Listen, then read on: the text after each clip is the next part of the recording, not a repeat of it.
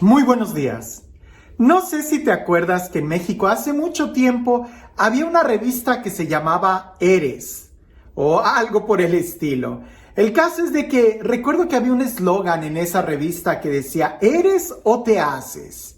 Y era una revista prácticamente para jóvenes que hablaba de la moda y cosas por el estilo. Andaba muy de moda. Cuando yo estaba en la secundaria, y de eso ya hace mucho tiempo, pero ya era una revista a colores. Y recuerdo que en una ocasión había un test en esa revista que prácticamente decía algo así como, ¿eres de los que les gusta ser líder o de los que les gusta que los estén empujando? Y había muchas preguntas que, por ejemplo, cuando vas en el supermercado, ¿estás empujando el carrito o tú eres el que lo está jalando? Y cosas por el estilo, para que al fin y al cabo, una revista de adolescentes te dijera algunos tips de cómo mejorar tu vida y ser un líder en lugar de ser de los acarreados. Cuando leía este evangelio me acordé de aquel entonces, de aquel test, porque en esa época, cuando esa revista había llegado a mis manos, que la traían ahí mis compañeros, pues era la época en donde yo estaba totalmente metido en la iglesia, en donde yo quería aprender más y más.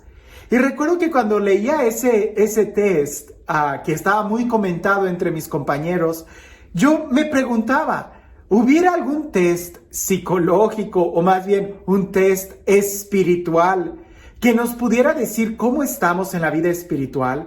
Si somos de los que estamos al frente o si somos de los que estamos atrás. Si somos de los que estamos abiertos, escuchando la dirección para guiar, o si somos de los que preferimos que mejor nos guíen y nos lleven y nos digan qué hacer. Sería interesante saber si hubiera algún test que nos ayudara a discernir espiritualmente cómo estamos. Pues bien, te lo digo, cuando leí este evangelio me acordé de aquel entonces, porque creo que aquí está la respuesta. Si leemos atentamente este evangelio, vamos a poder descubrir mucho en qué parte de nuestra vida espiritual estamos.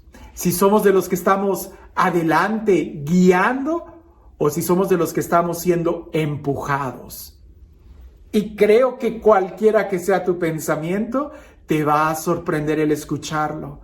Porque las características no son si estamos al frente o si estamos atrás.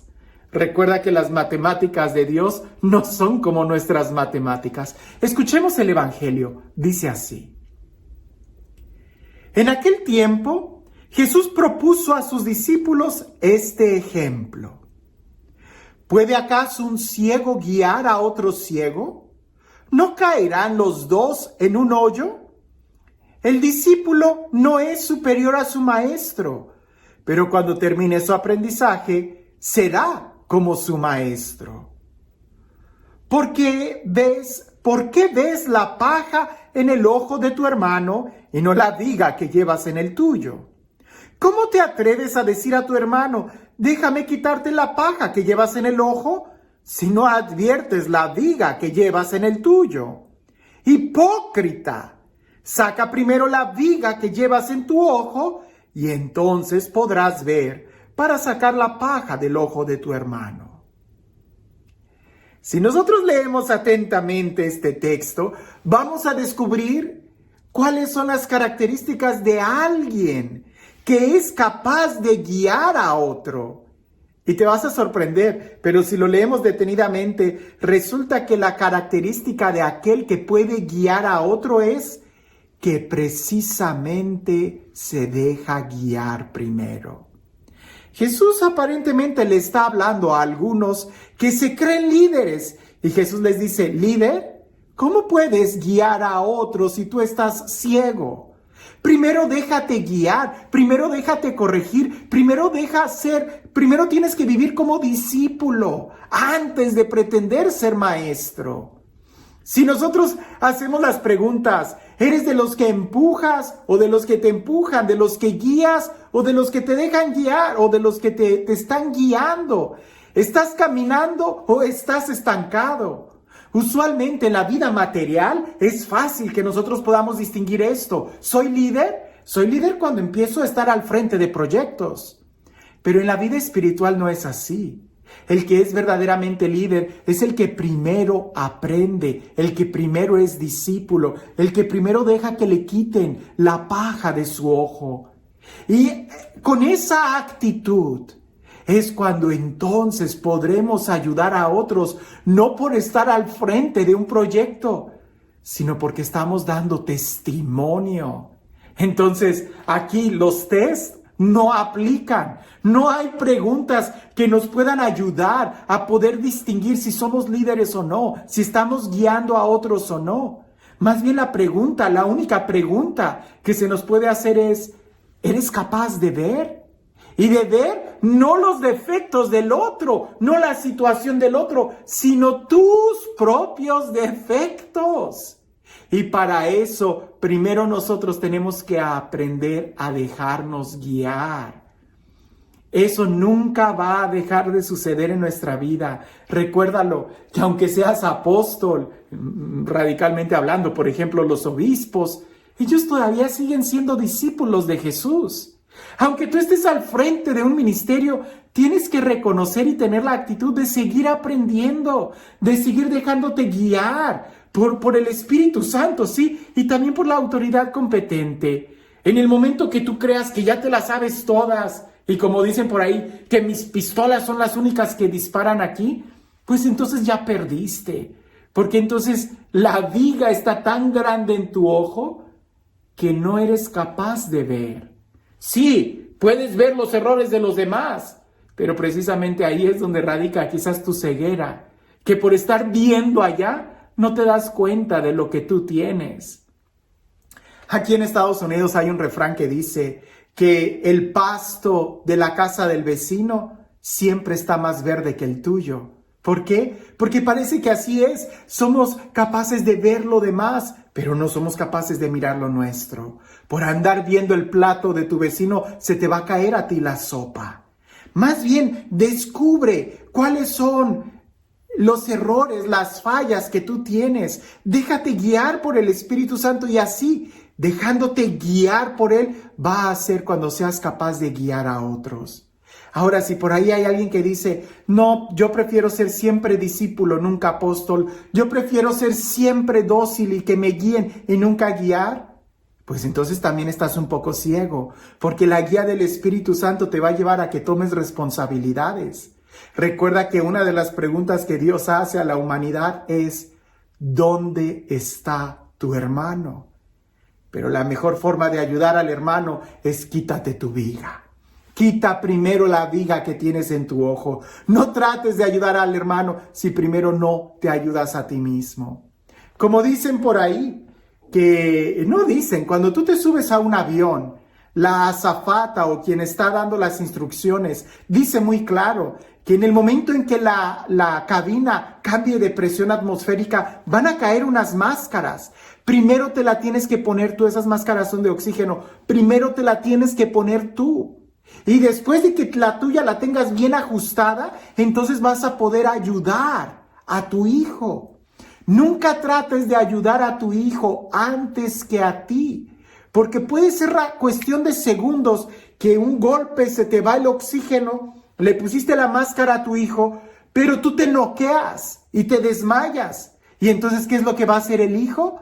El hijo va a tratar de ayudarte y el hijo va a quitarse aquello que le estorba para ayudarte y entonces los dos se van a desmayar. Por eso, una vez que tú ya estés asegurado, vas a poder ayudar al otro, vas a poder hacerte cargo de tu hijo. En cambio, si tú te desmayas, ¿quién va a ayudar a tu hijo? Si tú no ves con claridad, ¿cómo vas a guiar al otro? Y la mejor forma de ver con claridad es déjate guiar por el Espíritu Santo, déjate corregir. Eso siempre va a ser parte de nuestra vida.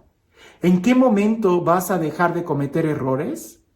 ¿Quieres saber qué es lo que va a suceder para que dejes de cometer errores? Te tienes que morir. Porque mientras estés vivo, vas a seguir cometiendo errores y vas a seguir necesitando de dirección, vas a seguir necesitando ser discípulo. Aunque seas apóstol, no dejas de ser discípulo, de estar a los pies de aprender del maestro, de recibir la guía del maestro, y así, con tu propio testimonio, será cuando podremos ayudar a los demás.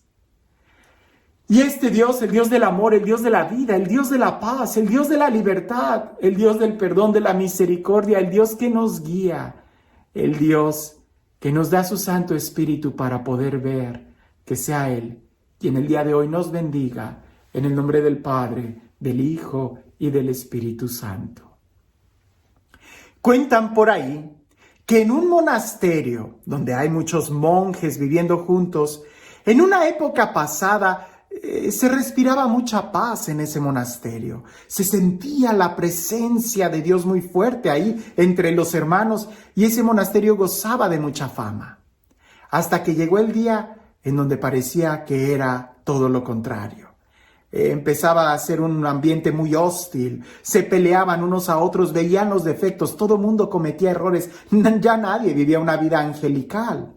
Hasta que el abad, el superior, decidió ir a visitar otro monasterio y hablar con otro abad. Y fue tan humilde y le dijo: Padre abad, necesito su ayuda. ¿Qué hago con mis monjes? Porque ya no se respira un ambiente de paz. Y aquel abad le dijo: diles que entre ellos está el Mesías disfrazado. Y aquel abad le dijo: pero ¿cómo es eso? ¿Quién es el Mesías? ¿Cómo va a estar disfrazado? Y el abad lo paró con la mano y le dijo: ya no hay más. Y aquel hombre se fue. Cuando el abad regresa a su monasterio, juntó a todos los monjes y les dijo: entre nosotros se encuentra el Mesías, pero está disfrazado y parece que su disfraz incluye algunos defectos. Y todos empezaron a mirarse unos a otros y empezaron a decir: a lo mejor es el portero, por eso casi nunca abre a tiempo, o el cocinero, que siendo tan humilde para no probar que sabe mucho de cocina, le pone más sal o no le pone sal a la comida, o a lo mejor es el sacristán. Y todos empezaron a dudar de quién era el Mesías. Y en lugar de ver los defectos, empezaron a ver las virtudes. Y cada uno trató de mejorar tanto y preocuparse por él mismo para que el Mesías no se fuera a quedar con una mala impresión de ellos mismos. Y cada uno se fijó más en sus propios defectos para mejorar que en la de los demás, porque a uno de ellos era el Mesías que había venido y estaba disfrazado. Al cabo de unas semanas, de unos meses, el monasterio volvió a experimentar y a sentir lo que es la fraternidad y la presencia de Dios. Más que mirar los defectos de los otros, solamente piensa: el hermano es templo del Espíritu Santo. Y si el Espíritu Santo decidió posarse en el hermano, aún con esos defectos, es decisión de él. Pero yo no voy a dejar que el Espíritu Santo llegue a mi vida si yo no cuido mi vida, si yo no la limpio. Mi preocupación primera es quitarme la viga de mi ojo, y con mi puro testimonio empezaré a ser luz para mis hermanos. ¿Cómo puede guiar un ciego a otro ciego? Aquí la pregunta no es si estamos guiando o no, es que ¿cómo pretendes servir estando ciego?